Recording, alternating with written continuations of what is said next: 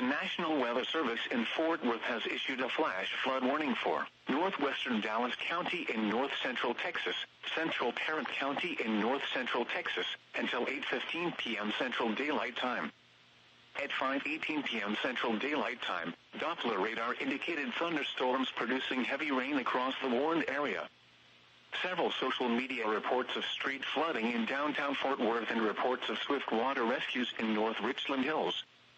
Between 2 and 3 inches of rain have fallen. Additional rainfall amounts of 1 to 2 inches are possible. Flash flooding is ongoing or expected to begin shortly.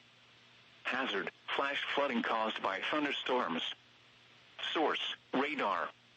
Impact: flooding of small creeks and streams, urban areas, highways, streets, and underpasses, as well as other poor drainage and low-lying areas.